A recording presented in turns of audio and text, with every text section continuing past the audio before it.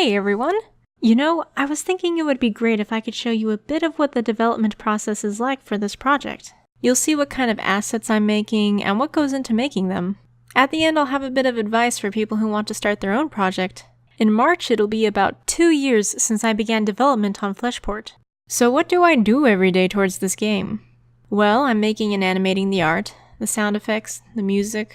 I've made several of the many scripts used in the game. And of course I'm the one creating and managing the concept and putting the whole project together in the RPG Maker VX Ace engine. It's a lot of work, but I'm happy that I decided to go with this route. If all else fails, I can at least hope that my game feels unique. Currently, I have 31 working tile sets, 66 working sprite sets, 27 working layers for fog and dust effects, 36 working animated portraits, technically 18 different portraits because each portrait is duplicated and edited in small ways, and 33 working items that are just called pictures in my game. When I say working, I mean that the asset is currently in use in my game. I have 27 working layers, but I have about 48 layers total. This happens because I updated some and kept the old versions, or I decided to exclude an asset altogether, but kept it in case I changed my mind. I make pixel art for my game, except for the fog effects, which are anti-aliased. It can be rather tedious at times, but seeing how much I've improved over the past 2 years has really helped to motivate me to keep going. The pixel art quality in my game varies depending on what sort of subject I'm drawing, when I created the art, how important it is to the game, and if I think it looks good just the way it is. I end up animating a lot of sprites, be they people or objects, key to the gameplay, or just decoration, because I want to bring this world to life. This at times can also limit the quality a little because I don't want this game to take like 5 years to make. But that's okay. Sometimes simplicity achieves what you want better than overcomplicating things. I want the features of the character sprites to remain clear, which is a little hard to do if you don't want to give them giant heads.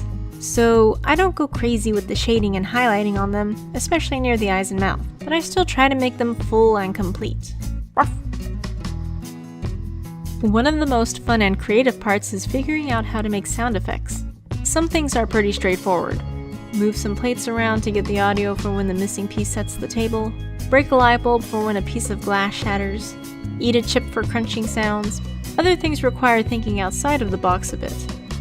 Even if I up the sensitivity on my mic, stick it on my head, stand on a ladder near the ceiling, and then call the rain gods to give me a shower, I'm not going to capture a good, clear, rain gently tapping on the roof sound.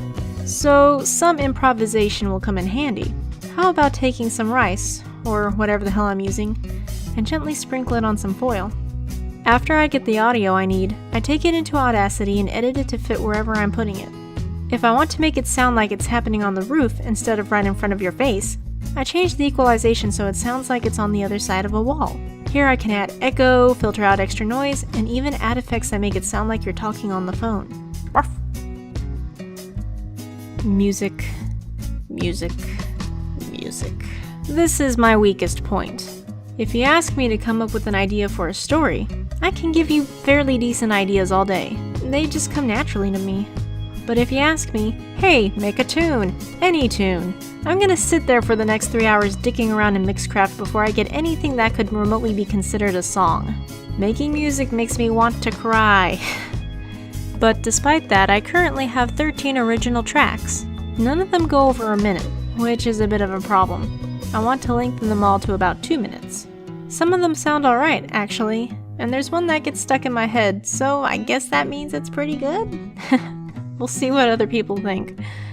Nothing too complicated is going to come out of me when it comes to music, but I do hope that all of my tracks sound reasonable and perhaps 2 or 3 of them will be really memorable. In fact, it's my goal to get a couple significant tracks out of myself before publishing day.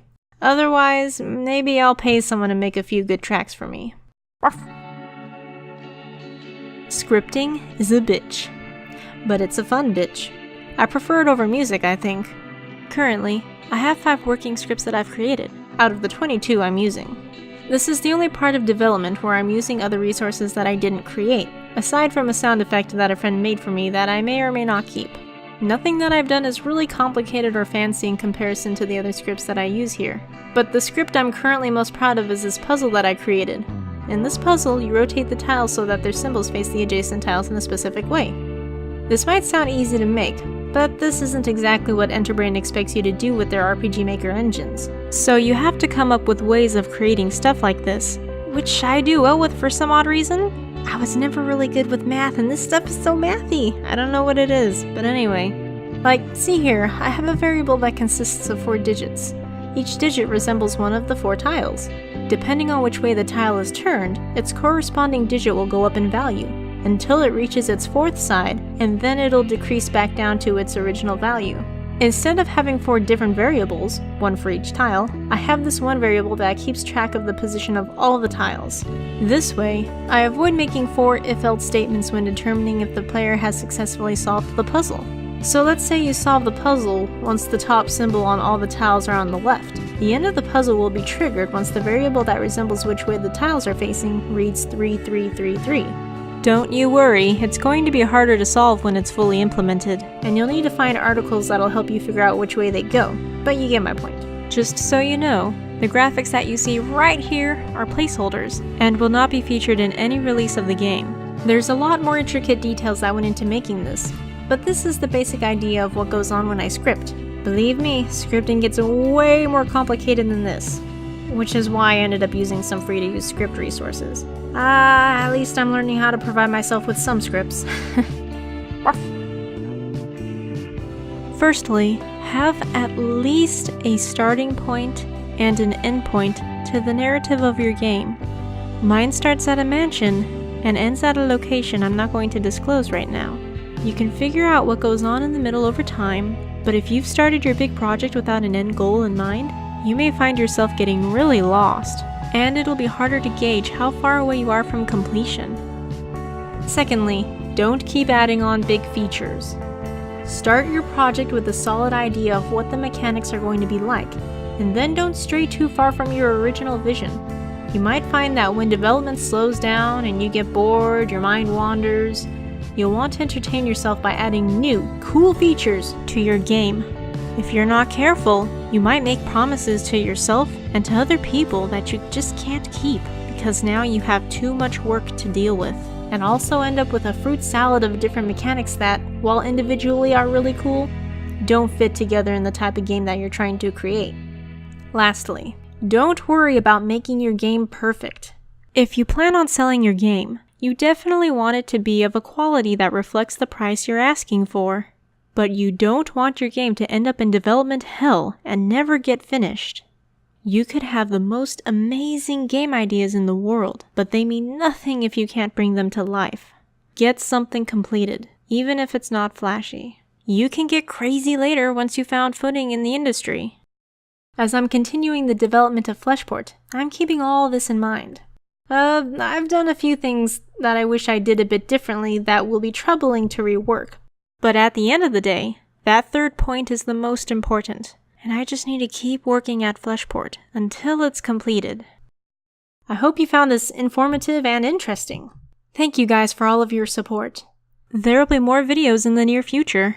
I'm thinking I may make a video that showcases all of the wonderful fan art I've received. Please don't be shy to send them to me. I'd hate to miss them before posting the video. Have a good one.